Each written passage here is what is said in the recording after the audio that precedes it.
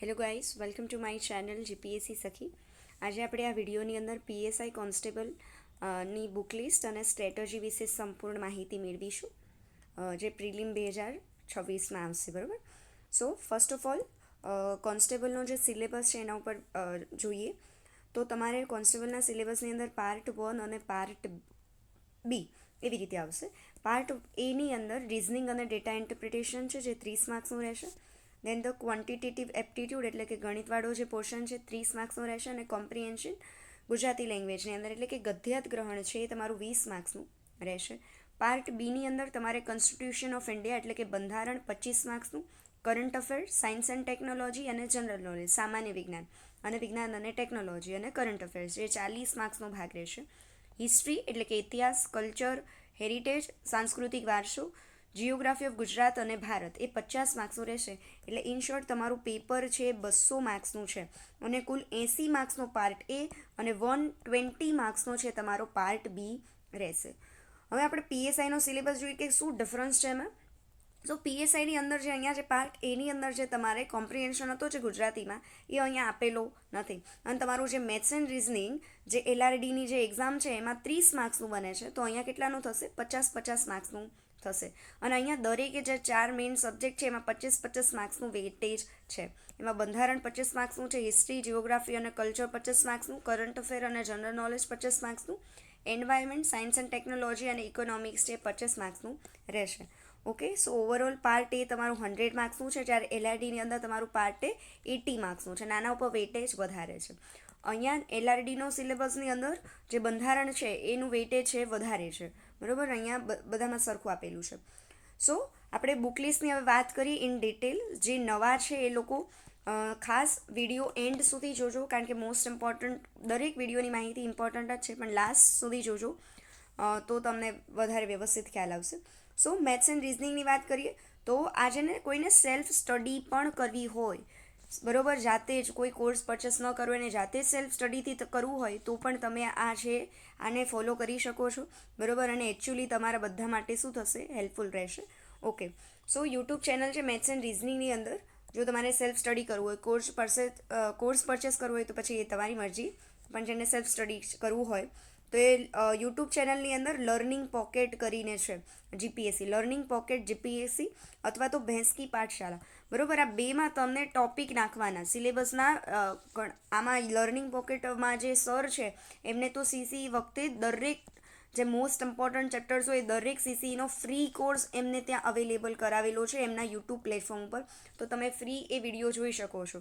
બરાબર. અને ભેંસકી પાઠશાલામાં પણ જે મોસ્ટ ઇમ્પોર્ટન્ટ જે ટોપિક હોય એ બધા જ એમને કરાવેલા છે. તો તમને એકદમ ફ્રીની અંદર આ બધું જ મટીરિયલ છે અવેલેબલ છે. એ લોકોની ટેલિગ્રામ ચેનલ હોય ત્યાંથી પણ તમે લિંક છે ડાઉનલોડ કરી દેજો. બરાબર. જે પીડીએફ સેવ કરી લેજો તો તમને પ્રેક્ટિસ પણ થશે. હવે આ વિડીયો જોયા બાદ તમારે, કારણ કે મેથ્સ એન્ડ રિઝનિંગનું વેઇટેજ એલઆરડીમાં 80 માર્ક્સનું છે, કોન્સ્ટેબલની અંદર 100 માર્ક્સનું છે. એટલે તમે જો half of the paper A maths cover કરે છે, મેથ્સ એન્ડ રિઝનિંગ કવર કરે છે, એ સમયે તમારે પ્રેક્ટિસ છે બહુ જ ઇમ્પોર્ટન્ટ બને છે. સો લર્નિંગ પોકેટ જીપીએસસીની પીડીએફ છે. અને ખાસ હું સૂચના આપીશ કે તમે કોઈ પણ પબ્લિકેશનની, વેબ સંકુલની હોય કે યુવાની હોય કે કોઈ પણ પબ્લિકેશનની પીવાયક્યુની બુક્સ ખાસ કરજો. બરાબર. કારણ કે પીવાયક્યુ છે ને એ અલ્ટિમેટ કી છે તમારી કોઈ પણ જે એક્ઝામ છે એને ક્લિયર કરવા માટે. બરાબર. તો મારી ખાસ સૂચના કે તમે પીવાયક્યુની બુક પરચેસ કરી લેજો, ખરીદી લેજો. બરાબર. અને સોલ્યુશન લેજો. અથવા તો ભેંસકી પાઠશાલાની પણ તમારે આ બુક ન લેવી હોય જે કોઈને, તો એ લોકોની જે ટેલિગ્રામ ચેનલ હશે એમના મટીરિયલની પણ ફાઇલ છે, તો તમે ખાલી એ ટોપિક વાઇઝ એ ફાઇલ લઈ લેશો અને એ ઝેરોક્સ કઢાવી દેશો તો પણ ચાલશે, પર્ટિક્યુલર જો બુક ખરીદવી ન હોય તો. અને ખાસ પીવાયક્યુ તો બધાએ જ કરવાના રહેશે. ઓકે. ભારતના બંધારણ માટે જો બુક લિસ્ટમાં જઈએ તો યુવા ઉપનિષદની છે, સ્પેશિયલી ક્લાસ 3 માટેનું છે. અને ધ્યાન રાખો જે આ તમે બુક લિસ્ટ ફોલો કરશો ને આવનારી તલાટી હોય કે પછી જુનિયર ક્લાર્ક છે, બરાબર, કોઈ પણ એક્ઝામ છે જે ક્લાસ 3 લેવલની હશે તે બધી જગ્યાએ સેમ બુક લિસ્ટ તમે ફોલો કરી શકો છો. સો ભારતના બંધારણની અંદર પોલિટી માટે છે ક્લાસ 3ની સ્પેશિયલ આવશે યુવા ઉપનિષદની. તો આમાં છે ને સિમ્પલ વર્ડિંગમાં સમજાવેલું છે, તો તમારા માટે હેલ્પફુલ રહેશે. ત્યારબાદ ભૂગોળમાં જોઈએ તો અહીંયા ગુજરાતીનો પિક્ચર મેં લગાવવાનો રહી ગયો છે, ગુજરાતની ભૂગોળનો. તો આમાં પણ યુવા ઉપનિષદની છે, ભારતની ભૂગોળ છે, 6 થી 12ની જે NCERT વાળું જે એમને પોર્શન કાઢ્યા છે, બરાબર છે, NCERT GCERT મેક્સના અંદર જેટલા પણ અન્ય સ્ત્રોત છે એનું એ લોકોએ કાઢેલી છે. સો એ પ્રમાણેની તમે લઈ શકો છો ભારતની ભૂગોળ. અને કારણ કે સિલેબસમાં ગુજરાતની ભૂગોળ પણ લખેલું છે તો તમે એ પણ ખરીદી શકો. ઓકે, વિજ્ઞાન અને ટેકનોલોજીની અંદર યુવા ઉપનિષદની વિજ્ઞાન અને ટેકનોલોજીની, કારણ કે તમારા સિલેબસમાં સામાન્ય વિજ્ઞાન પણ છે. ઓકે, આ શબ્દ પણ છે એટલે કે જનરલ નોલેજ. તો વિજ્ઞાન અને ટેકનોલોજી 6 થી 12 આ જે NCERT GCERT વાળો જે પોર્શન છે એ તમને આ બુકમાંથી કવર થઈ જશે. યુવાની છે. સાથે જો કોઈને આ યુવા ન લેવી હોય તો તમે લિબર્ટીની બુક, અત્યારે ખ્યાલ નથી પણ મે બી જો અવેલેબલ હોય તો લિબર્ટીની બુક જે સાયન્સ એન્ડ ટેકનોલોજીની આવે છે ને એની અંદર સામાન્ય જીકે તમારે અલગથી લેવી પડશે નહીં. એમાં બંને સામાન્ય પ્લસ તે તમારું જે સામાન્ય જીકે છે એ બંને કવર થઈ જતું હોય છે. અને એકદમ સિમ્પલ લેંગ્વેજમાં આપ્યું છે અને ટુ ધ પોઈન્ટ કન્ટેન્ટ છે લિબર્ટીની બુકમાં. તો તમે એ પણ ખરીદી શકો છો જો આ ખરીદવી ન હોય તો. ઓકે, પર્યાવરણ અને અર્થતંત્ર સેમ યુવા ઉપનિષદની છે. સ્પેશિયલ એમની જે આ સિરીઝ આવેલી છે એમની આ સિરીઝવાળી બુક છે એ તમે પરચેસ કરી શકો છો. અને ટુ ધ પોઈન્ટ વાંચવાનું, લાસ્ટ સુધી વિડીયો જોજો કે કેવી રીતે રીડ કરવાનું છે, શું ઇમ્પોર્ટન્ટ છે એ તમને એન્ડમાં મળી જશે. ઓકે, પછી ઇતિહાસમાં હું લિબર્ટી પ્રિફર કરીશ કે તમે ગુજરાતનો ઇતિહાસ અને ભારતનો ઇતિહાસ છે એ લિબર્ટી પબ્લિકેશનની બુક છે એ ખરીદી લેજો. કારણ કે આ ભારતના ઇતિહાસ આમાં જો GCERT NCERT તો કવર જ છે, સાથે સાથે છે ને એ લોકો એવી રીતે આપી છે કે તમારે નોટ્સ બનાવવાની કોઈ પણ પ્રકારની છે એ નોટ્સ બનાવવાની તમને જરૂર પડશે નહીં. એટલે તમે એકદમ સિમ્પલી આપણે કેમ નાના પોઈન્ટ્સ ફોર્મેટની અંદર રીડ કરતા હોય બરાબર એક્ઝામની અંદર, તો એવી રીતે આખું આપેલું છે તો એ તમને વધારે હેલ્પફુલ રહેશે.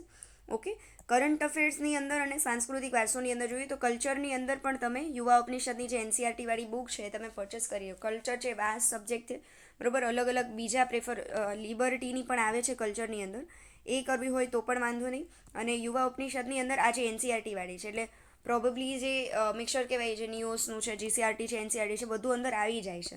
અને જ્યારે ક્લાસ 3 લેવલની જે એક્ઝામ હોય છે ને એનો જે બેઝ છે ને એ મોસ્ટ ઓફલી તમારો GCERT અને NCERTનો જ હોય છે બરાબર છે. તો એ તમારે ખાસ જોઈ લેવાનું કે તમે અને હંમેશા એક જ બુક વાંચવાની, એને જ રિવાઇઝ કરવાનું બરાબર. બધું વાંચવા જશો કે આ બુક કમ્પ્લીટ કરીને પછી બીજી બુક વાંચવા જઈશ, આ મટીરિયલ તો કશું ભેગું થશે નહીં. અને કરંટ અફેર માટે તમે લિબર્ટી અથવા તો યુવાની મંથલી મેગેઝિન આમાંથી કોઈ પણ એકને ફોલો કરજો. લિબર્ટીમાંથી ઘણા બધા ક્વેશ્ચન છે પડતા જ હોય છે બરાબર છે સ્પેશિયલી કરંટ અફેરની અંદર.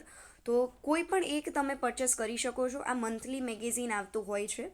અને IC વીકલી, જો તમારે બુક ખરીદવી ના હોય, આ મંથલી મેગેઝિન ખરીદવું ન હોય તો IC વીકલી કરંટ અફેરની PDF તમને એ લોકોની ટેલિગ્રામ ચેનલમાં મળી જશે. તો દર અઠવાડિયે એ લોકો PDF મૂકતા હોય છે બરાબર, એ પણ કરશો તો પણ ચાલશે. પણ હંમેશા જ્યારે પણ કરંટ અફેર કરો ને ત્યારે stick to the one source બરાબર. તમે એક જ સોર્સ ઉપર રહો અને વધારેમાં વધારે રિવાઇઝ કરો. ધારો કે લિબર્ટી કરી જ લીધું છે, હવે તમે નક્કી કરી દીધું કે હું લિબર્ટીમાંથી જ કરંટ કરીશ તો પછી લિબર્ટી જ કરવાનું. પછી અમુક લોકો છે ને લાઇબ્રેરીમાં બેસીને ડેઈલી કરંટ અફેર કરવા જશે બરાબર. આ મારો પોઈન્ટ ઓફ વ્યૂ છે, પણ જો તમને યોગ્ય લાગે તો તમે એને સ્વીકાર કરજો અને ન યોગ્ય લાગે તો કોઈ જ વાંધો નહીં. પરંતુ એક જનરલ પોઈન્ટ છે કે કરંટ અફેરનું જે વેટેજ છે ને પબ્લિક એના ઉપર બહુ જ વધારે પડતું ધ્યાન આપી દે છે બરાબર. પછી આખો દિવસ અડધો દિવસ તો એ લોકોમાં ખાલી કરંટ અફેર જ કરવામાં જશે. આ છાપું વાંચે, આ મેગેઝિન વાંચે, લિબર્ટી વાંચે, યુવા વાંચે, IC વાંચે. નહીં, stick to the one source and revise the multiple time બરાબર. તમે મલ્ટિપલ ટાઈમ વાંચશો અને રિવિઝન કરશો ને તો જ છે એ કરંટ છે એ તમને વ્યવસ્થિત રીતે ત્યાં તમે ક્વેશ્ચન જોશો ને તમને આન્સર દેખાઈ આવશે બરાબર. એ પ્રકારેનું તમારું રિવિઝન હોવું જોઈએ. હવે આપણે જે મોસ્ટ ઇમ્પોર્ટન્ટ વાત કીધી હતી તો ધ્યાનમાં રાખવાની બાબત, તો પહેલાં તો મારી રિક્વેસ્ટ છે જેટલા પણ PSI LRT વાળા સ્ટુડન્ટ છે બધાને કે સિલેબસની ઝેરોક્ષના તમે એક સાથે લઈ લો બરાબર. ઝેરોક્ષ કઢાવી દો, તમારી સાથે જ હોવું જોઈએ. કારણ કે સિલેબસ ખબર હશે ને તો તમારી જે એક્ઝામની જે જર્ની છે ને એ કેવી થઈ જશે, ઇઝી થઈ જશે. અને આ સિલેબસ છે ને તમારી ગાઈડિંગ લાઇટ છે કે તમારે અંધારવાળો રસ્તો હોય અને બરાબર ત્યાં તમારે ટોર્ચ હશે ને તો જ તમે વ્યવસ્થિત રીતે આગળ પહોંચી શકશો બરાબર. આ તમે ખાલી બુક લઈને બેઠા, અહીંયા જ મેં લખ્યું છે, આગળ જોઈએ આપણે. પછી શું કીધું છે, PYQનું એનાલિસિસ કરવાનું છે. ભલે તમે GSના સબ્જેક્ટ કરતા હોય કે પછી મેથ્સ એન્ડ રિઝનિંગના સબ્જેક્ટ કરતા હોય બરાબર, તમારે હંમેશા એનું PYQનું એનાલિસિસ કરવાનું. પાસ્ટમાં કેવા ક્વેશ્ચન પૂછાયા છે, કયા ટોપિકમાં કઈ પેટર્ન દ્વારા પૂછાયા છે ને એ તમારું એનાલિસિસ કરવું અગત્યનું છે. કારણ કે બધાને ખબર છે કટ ઓફ છે ને હવે ધીરે ધીરે હાઈ જાય છે, કારણ કે કોમ્પિટિશન પણ કેવું છે, હાઈ છે. જો વ્યવસ્થિત રીતે પીવાયક્યુનું એનાલિસિસ કર્યું હશે, સિલેબસ સાથે સ્ટીક રહ્યા હશો, બરાબર, એવું નહીં કે ખાલી બુક ઉઠાવી, અહીંયા લખ્યું છે ટોપિક વાઇઝ રીડિંગ કરવાનું છે, પુસ્તકના પહેલા પાનાથી છેલ્લા પાના સુધી વાંચવાનું નથી. જેમ કે આજે અંદર લખ્યું છે કે હું આજે ખાલી આમુખ શબ્દ લખેલો છે તમારા સિલેબસની અંદર, તો આ આમુખ છે તો આમુખ જ રિલેટેડ માહિતી વાંચવાની, બરાબર. એવી રીતે તમારે સેટ ટાર્ગેટ કરી દેવાના. પછી વધારાની જે ઇમ્પોર્ટન્ટ, જ્યારે તમે પીવાયક્યુનું એનાલિસિસ કરશો ને ત્યારે તમને ખ્યાલ આવશે કે ક્વેશ્ચન છે કઈ રીતે પૂછાય છે, એની પેટર્ન કેવી છે, મારે કયા વેની અંદર પ્રિપેરેશન કરવાની રહેશે. તમને જનરલી ટેલિગ્રામ ચેનલોમાં મળી જશે એના પીવાયક્યુ. અધરવાઇઝ હું છે અવેલેબલ કરાવી દઈશ જીપીએસસી સખી ચેનલ ઉપર, બરાબર. ટેલિગ્રામ છે જે ફોલો કરી લેજો, એમાં પણ આપણે કરાવી દઈશું કે પીવાયક્યુ જે હશે પીએસઆઈના લીધેલા હોય કે પછી એલઆરડીના લીધેલા હોય લાસ્ટ યરની અંદર, સો એ બધા આપણે મૂકી દઈશું. ઓકે. સો પુસ્તકના પહેલા પાનાથી છેલ્લા પાના સુધી વાંચવાનું નહીં, ટોપિક લેવાનું ને ટોપિક પ્રમાણે વાંચવાનું રહેશે, બરાબર. એટલે તમને જનરલી એક સેન્સ ઓફ કમ્પ્લિટેશન થાય કે મેં આ ટોપિક છે તો અંદર ટીક મારી દીધું કે મારે આ થઈ ગયો છે, બરાબર. એ પ્રમાણે કરવાનું. સેટ ટાર્ગેટ્સ અને ટાઈમ છે ને, જો એક્ઝામ જાહેરાત પડી જશે, આજે તો સૂચના પણ આવી ગઈ છે કે તમારું જે રનિંગ છે એની પણ જાહેરાત થઈ ગઈ છે, બરાબર, આજે જ.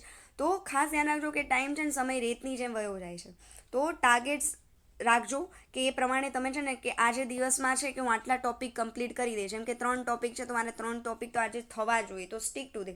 હા, સ્પેર ડે રાખવાના કે આ વીકની અંદર મેં 7 દિવસનો ટાર્ગેટ કર્યો તો મારે કમ્પ્લીટ ખાલી 6 દિવસ થયો છે, તો એક દિવસ તમે સ્પેરમાં રાખો કે આજે વીકના જે બાકી છે બધા હું ક્યારે કરીશ, આ એક દિવસમાં કરીશ. પણ તમે એક વસ્તુ જ લઈને બેસી રહેશો, પછી ખાલી અમુક લોકો ખાલી બંધારણની બુક લઈને બંધારણની બુકમાં જ મહિનો કરી નાખે, તો એવા કામ ધંધા કરશો તો પછી ક્યાંક ને ક્યાંક છે આપણે કોમ્પિટિશનની પાછળ પડી જશું, બરાબર. તો ખાસ એ સૂચના રાખજો. અને મેથ્સ, કારણ કે અહીંયા તમારો મેથ્સ છે બહુ જ એમ કહેવાય ને કે ઇમ્પોર્ટન્ટ રોલ પ્લે કરે છે. સો ડેલી 1.5 અવર્સ એટલે કે ડેલી 1.5 થી 2 કલાક તમે મેથ્સ કરજો. એનું પીવાયક્યુ સોલ્યુશન ને ઘણી બધી યુટ્યુબ ચેનલ પણ એવી છે જેને સીસીઈમાં લીધેલા હોય કે પછી પીએસઆઈ કે કોન્સ્ટેબલમાં આવેલા હોય કે જીપીએસસી રિલેટેડ હોય, બરાબર. જીપીએસસી તો 1-2 લેવલના ક્વેશ્ચન હશે, પણ જેટલા પણ ક્લાસ 3ની એક્ઝામના જે પીવાયક્યુ છે ને એ સોલ્વ કરાવેલા હોય છે યુટ્યુબ ચેનલમાં, તો ખાસ એ પીવાયક્યુ સોલ્યુશન જોઈ લેવા. એટલે આપણને ખ્યાલ આવે કે ધારો કે હું પર્સન્ટેજ લઈને બેઠી છું આજે, બરાબર, તો પર્સન્ટેજમાં which kind of the question they will ask, બરાબર. તો પીવાયક્યુમાં કયો ક્વેશ્ચન પૂછાય છે તમને ખ્યાલ આવશે. અને ટોપિક જેટલા પૂર્ણ થાય, બરાબર, જેમ કે આજે આઈવીસી એટલે કે ઇન્ડસ વેલી સિવિલાઇઝેશન તમે વાંચું, પછી એને તમે મોક ટેસ્ટ આપી દો એ ટોપિકના જેટલા પણ પીવાયક્યુ હોય, અથવા તો મોક ટેસ્ટ હશે, બરાબર, એ આપી દો. એટલે તમને ખ્યાલ આવશે કે કઈ જગ્યાએ મારે ઇમ્પ્રુવમેન્ટ કરવાનું છે. ખાલી વાંચશો તો કામ નહીં આવે, મોક ટેસ્ટ પણ એટલો જ ઇમ્પોર્ટન્ટ રોલ પ્લે કરે છે. અને અલ્ટિમેટ જીતવાની જો એક્ઝામ સિલેક્શન, કારણ કે 2026 બહુ આમ કહેવાય છે કે ઘણા અત્યાર સુધીની મોટી ભરતી છે, બરાબર, આઈએલઆરડીમાં. તો ખાસ રિવિઝન, બરાબર, એ જ તમને સિલેક્શન કરાવશે.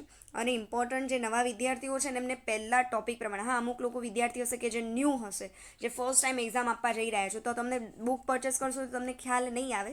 પરંતુ જનરલી છે ને કોઈ પણ ટોપિક છે ને યુટ્યુબમાં નાખશું તો વેબ સંકુલ છે, પછી જ્ઞાન લાઈવ છે, ધ્યેય જીપીએસસી છે, લિબર્ટી છે, એવી ઘણી બધી યુટ્યુબ ચેનલ છે જે સ્પેશિયલી જીપીએસસી ક્લાસ 3 રિલેટેડ હોય છે.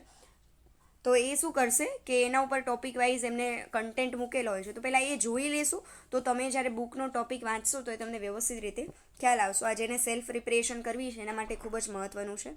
એન્ડ થેન્ક યુ એવરીવન કે અહીંયા સુધી તમે જોયું. And like, share and subscribe two GPSC સખી, બરાબર. જે મેઇન્સની પ્રિપેરેશન કરતા હોય, ડીવાયએસઓ, એસટીઆઈ, કોઈ પણ રિલેટેડ 1-2 રિલેટેડ, તો please subscribe two this GPSC સખી ચેનલ. ટેલિગ્રામમાં પણ ફોલો કરજો, ઘણું બધું કન્ટેન્ટ મળશે તમને, બરાબર. And share with your friend. Thank you so much.